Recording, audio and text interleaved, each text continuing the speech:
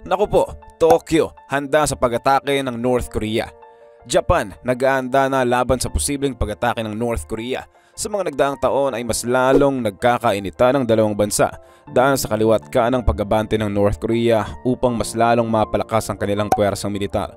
Pero ano nga ba ang totoong pinag-uugatan ng kumukulong tensyon na ito? At hanggang saan nga ba ang kayang gawin ng North Korea para mas lalong mapalakas ang kanilang puwersa? Sa likod ba nito ay kaya pa ring makapalag ng Japan? Iyan ang pag-uusapan natin sa videong ito. Nobyembre noong nakaraang taon nang maglunsad ng Japan ang kanilang kauna-unahang missile evacuation drill simula noong 2018. Tinatayang 60 residente ang voluntaryong lumahok sa missile evacuation drill na naganap sa Nerima train station sa Tokyo. Pinatunog ang test missile alert bilang simulation ng isang missile attack. Ginabayan ng pulisya at ng disaster prevention officials ang mga kalahok upang magtipon sa mga nakalaang shelters para sa kanila. Ang layunin ng drill na ito ay ihanda ang mga residente sa posibilidad ng isang missile attack mula sa North Korea.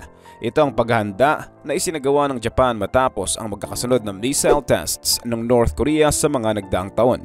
Ang mga missile attacks na ito na isinasagawa ng North Korea ay mas lalong nagpatindi ng tensyon na nararamdaman ng Japan, kaya minabuti na ng kanilang pamahalaan na gumawa ng hakbang bilang paghahanda laban dito.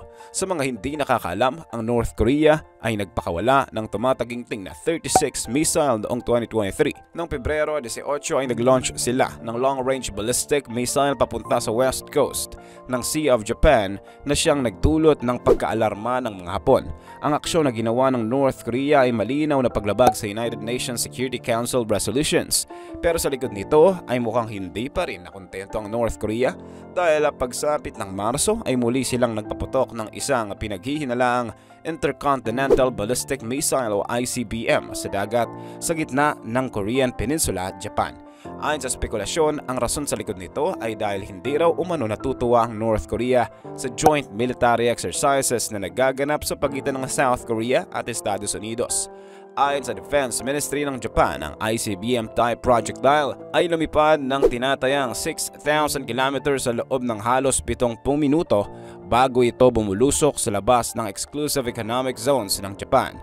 200 kilometers ang layo mula sa kanlurang parte ng Oshima Island sa Hokkaido. Walang pahinga ang North Korea dahil sa pagsapit ng Abril ay naglabas na naman sila ng panibagong long-range ballistic missile. Matapos ng missile attacks na ito ay naglunsad ang Japan at United States ng military drill sa Sea of Japan dahil sa palala ng palalang sitwasyon sa Korean Peninsula, North Korea at Japan. Ang mga missile attacks na ito ay nasundan pa sa mga sumunod na buwan ng Hulyo, Nobyembre at Desyembre, kaya minabuti na ng Japan na paigtingin ang kanilang ginagawang paghahanda laban sa banta na dulot ng iba't ibang missile launches ng North Korea gaya ng short-range, cruise-range at intercontinental ballistic missiles. Pero tila hindi lahat ng mamamayan sa Japan ay sang-ayon sa missile evacuation drill na naganap sa Nerima train station dahil sa gitna ng inilunsad na drill ay may mga anti-war demonstrations na nagtipon sa harap ng naturang train station habang may mga hawak na karatula na nagpapakita ng kanilang hindi pagsang-ayon sa ginagawang aksyon ng kapulisan. Ayon sa kanila, missile drill is preparation for war. Add diplomatic dialogue instead of missile drill. Pinapakita na hati ang opinyon ng Japan patungkol sa nangyayaring pagbabanta ng North Korea. Ang ilan ay bukas sa ideya ng missile evacuation drill upang maging paghahanda sa mga susunod na atake na maaaring mangyari. Pero ang iba naman ay kinakabahan sa posibilidad na mas lalong lumala ang sitwasyon at imbis na maayos ang gusot sa pagitan ng dalawang bansa ay mauwi pa ito sa kinatatakutang gyera. Pero bakit nga ba humantong sa ganito ang relasyon sa pagitan ng Japan at North Korea? Kailan nga ba nagsimula ang tensyon sa dalawang bansa? Para mas maunawaan natin ang mga pangyayari, magbalik tanaw tayo sa nangyari noong 1910 hanggang 1945. Ito ang mga taon kung kailan naganap ang World War II at ang panahon din kung saan ang Korean Peninsula ay napasa ilalim ng imperyo ng Japan na tinawag sa pangalang Chosen. Ang pangyayaring ito ay nag-iwan ng matinding peklat sa relasyon ng dalawang bansa na makakaapekto hanggang sa inaharap. Sa pagtatapos ng World War II kung saan natalo ang Japan ay lumaya na ang Korea mula sa kolonyalismo ng Japan. Ngunit matapos din ito ay nahati ang Korean Peninsula dahil ang South Korea ay kumampi sa Estados Unidos habang North Korea naman ay nakipagsangga sa Russia. mas tumabang pang relasyon ng dalawang bansa sa paglipas ng mga taon at mas lalo nga itong naging maliwanag ngayon dahil sa mas dumadalas na pagpapakita ng North Korea ng agresyon laban sa mga kalapit na bansa. Noong nakaraang buwan lang, bago matapos ang taon ay nag-launch na naman ang panibagong long-range ballistic missile ng North Korea malapit sa capital ng Pyongyang, papuntang silangan at lumipad ito ng at least 600 miles bago ito bumulusok sa karagatan.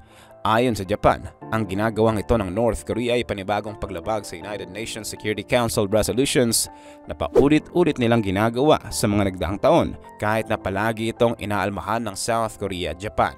Ang paglabag na ginagawa ng North Korea ay isang direktang banta sa pagpapanatili ng kapayapaan sa rehiyong ito. Bilang tugon sa isyong ito, naglaman ng Japan ng $56 billion para sa kanilang defense budget. Dahil dito ay sumunod ang Japan sa pinakamaling military spender bukod sa United States at China.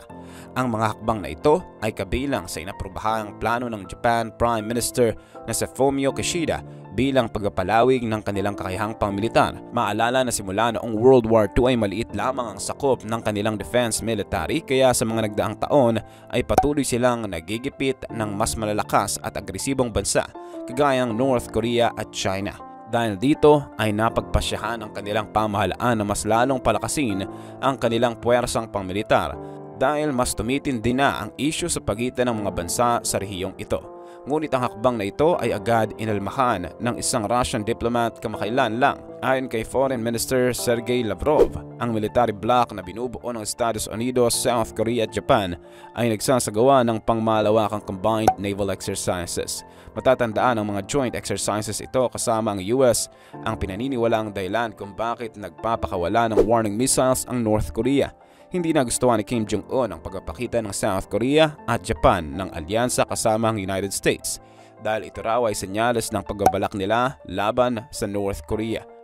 Tila pareho ang saloobin ng Russian diplomat na Sergey Lavrov at ang kampo ng North Korea tungkol sa pagsasanib puwersa ng South Korea, Japan at United States. Ayon kay Lavrov, nagiging mas agresibo na raw ang mga naturang bansa lalo na ang Japan. Sinasabi rin na nagbabalak di umano raw ang Japan na bumuo ng NATO infrastructures sa tulong sa Estados Unidos. Ayon kay Lavrov, ang layunin daw ng military bloc na ito ay ipunin ang kanilang puwersa at maganda para sa posibleng giyera laban sa Democratic People's Republic of Korea o North Korea.